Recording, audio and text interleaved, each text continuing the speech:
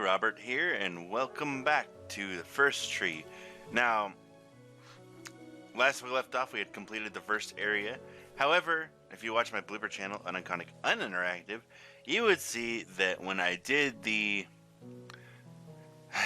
secret level, it wiped my save. So, well, that's just how that is, and whatever. But we had the opportunity to then go back and get all the stars from the first level, as well as the secret item, which you didn't get to see, but I did. And so we have an opportunity now to be completionists about this, and I'm gonna try my damnedest, but I can't promise anything. But without further ado, let's get right back into it.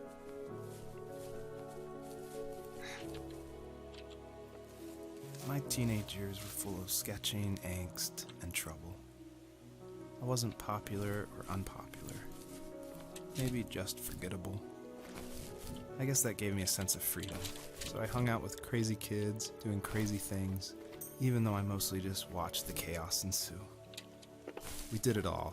Put fireworks in mailboxes, hide roadkill in people's garages, break windows of the barber shop in Anchorage. My dad was furious, but he was so busy working he couldn't do much to stop me from going out. I think being an adult means there's no one to stop you making hard decisions. He had to make a living, and he couldn't be in two places at once. Yeah, I realize that now. But at the time, I was sure he was more interested in growing his business than what was going on with me.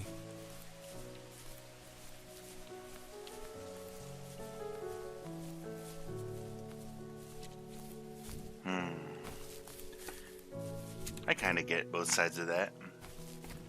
It's hard when you're an adult and you gotta make a living for someone else, I imagine.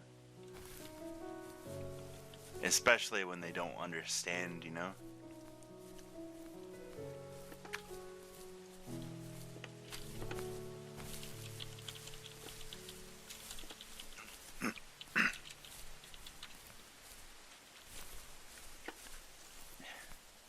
Sorry, it's hard for me to think of things to say when I'm trying to think of the story as well, you know?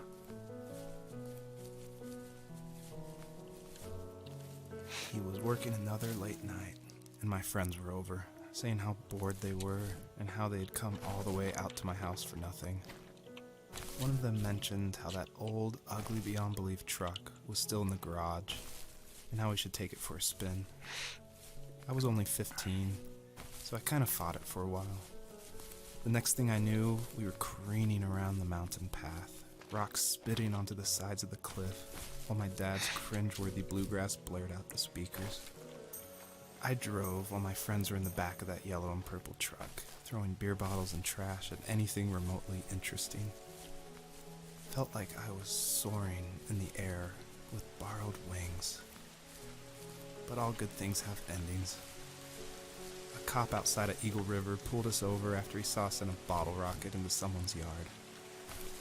What followed was a long night of talking to disappointed adults and feeling smaller than ever. You know, I got into my share of trouble when I was a kid.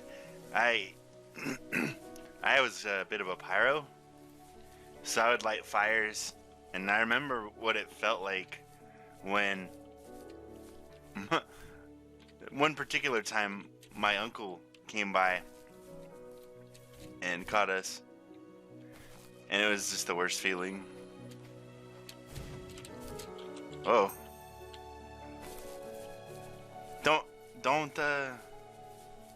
I mean, every kid's gonna get into trouble, but, you know, all you can do is just forgive each other and move on, you know? I wanna...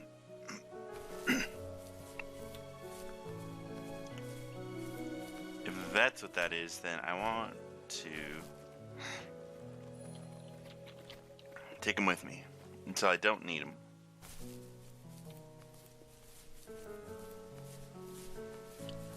And I have to not jump, and that is difficult.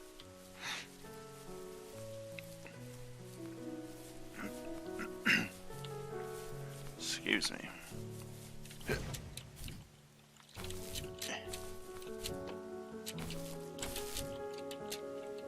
Can I not go that way? Ah, you can't stop me then.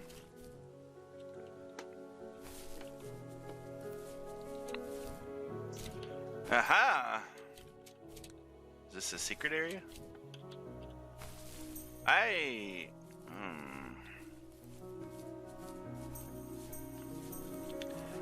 I'm gonna be... I don't know if I can get back up here from this side, so I'm gonna be really thorough before I jump down there. Ah, there it is. Okay, so it's kind of been a long intermission. I explored that area as much as I could. Turns out I could have just gone back up this way. But I did not. So I think I found about everything I can. I popped the 50 stars achievement, and I'm excited for that, but you know, whatever. Let's see what else there is.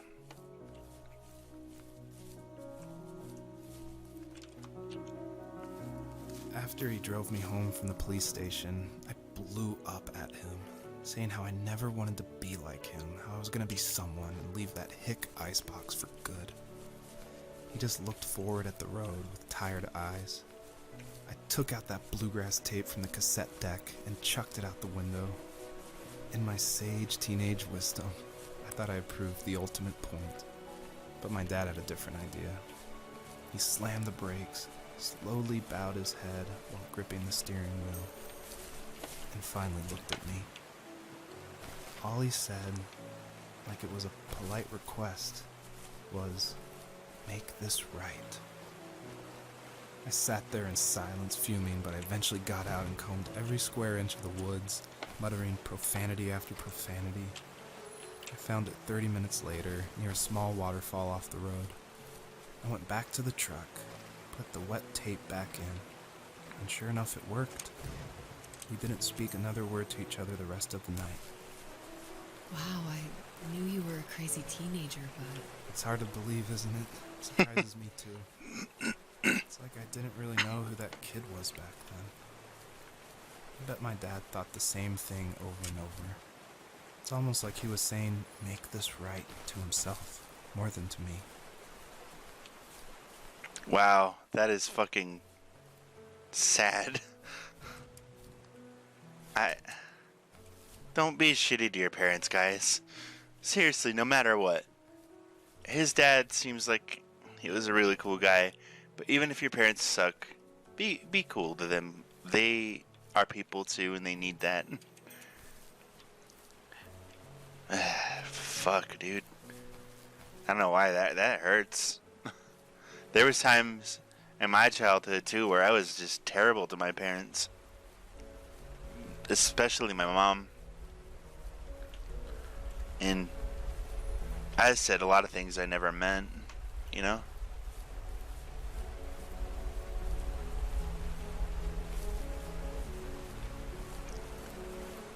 I think that's just the teenage thing to do, but if you have a chance to not do that, don't do that.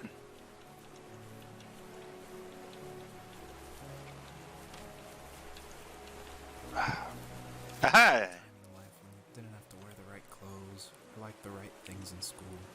I miss when every kid in class liked what was important to them, even if it was wooden boats or cartoon animal notebooks. So it looks like I found the secret item for this area. Now the secret to finding the secret items I have determined is I spam the E button everywhere because there's no dig prompt. So you're not going to be warned. But if you press it everywhere, eventually you're going to end up with 3 of them.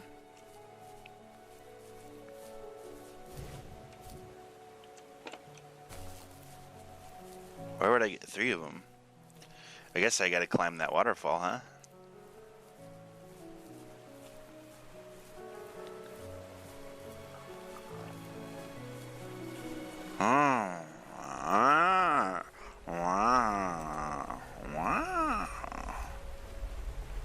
Well, is there anything in or behind the waterfall first? I don't know if I can come back here or not.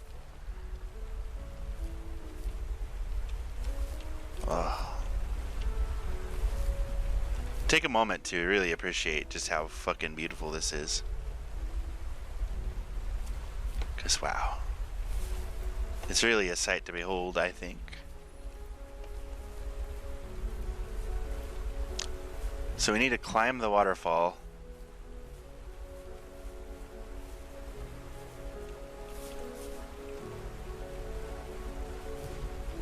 And we'll...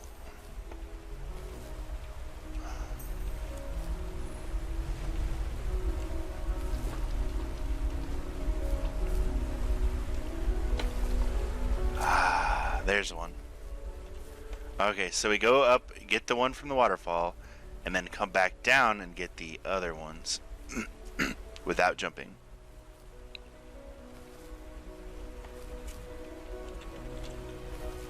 I think that's the way. Hup. There's one. Now that thing said I need 3 of them. So there's 2. The other one was over here on this rock.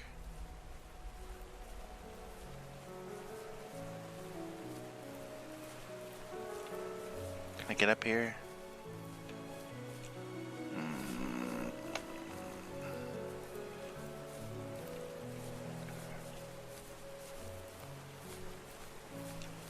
How do I get up here without jumping, I wonder? There it is. We got it. 3. Now, I don't know where this area ends. And I'm a little worried about that. My friends would laugh about that night and talk about how crazy it was. And I laughed along, pretending it didn't bother me. But it did. I imagined my friends growing old in the bush, unable to find that thrill in those godforsaken ice fields. It's like those mountains were a literal wall, keeping me from leaving, where all I would have to look forward to are lumber yards and evening beers. I had to climb over. That was my only goal for a long time.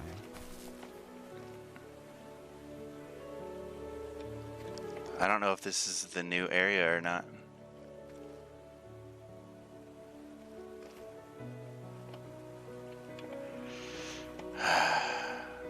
There's stuff over there, so I'm gonna guess not. Now, I don't think I have a way to get back through, though.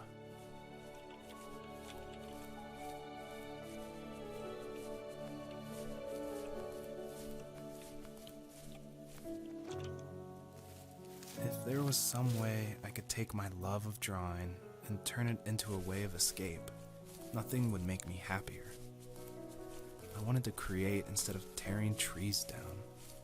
I wanted to move to the lower 48, not because I hated it there in Alaska, but I hated the idea of it.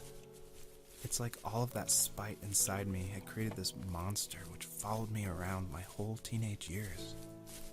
I put so much energy into doing what others didn't expect of me. Why did I do that? There's one fact you're forgetting, though.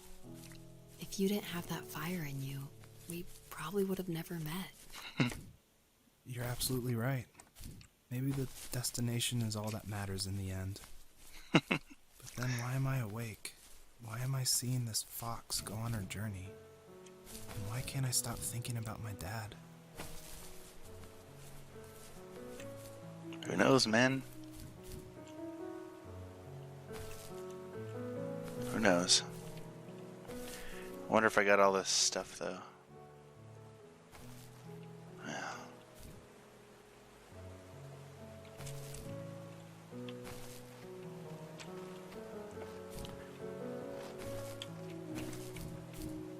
I doubt there's any way up there.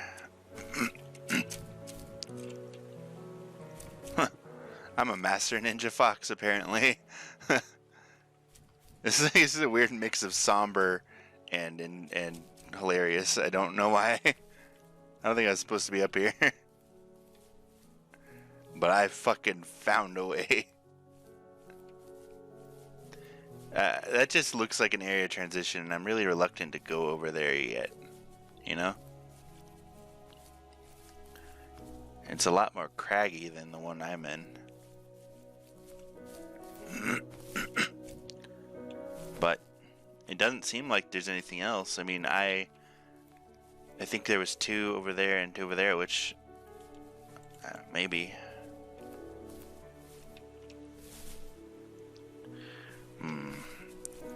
I'll do one last scour, and if it turns out there's anything else, I'll cut to that. If not, I'll cut to the scene transition. Cool? Great. Okay, it seems we've gotten what we can get here, but it was another successful area. I think I couldn't find any more stars. I am satisfied with the even number, which means it's probably good. I hope. If not, we don't have a way of going back, so here's hoping. I think I was exceptionally thorough, and we can move on into the next area. Satisfying.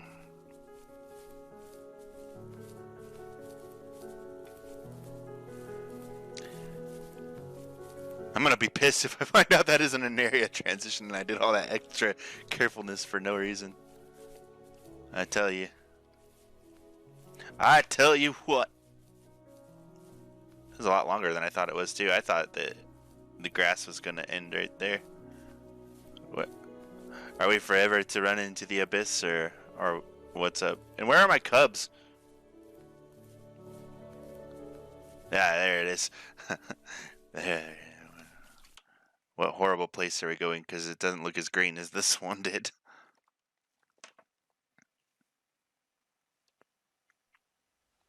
Oh, never mind. I was running towards some random crags, but looks like we're here. So, we made it. We made it to the next area, and it's satisfying, it's pretty, and I'm looking forward to exploring it. Even though the last one was easier because there wasn't 1,000 trees everywhere. But that's for the next episode. Until then, I'm Robert with Uniconic Interactive, and I'll see you next time.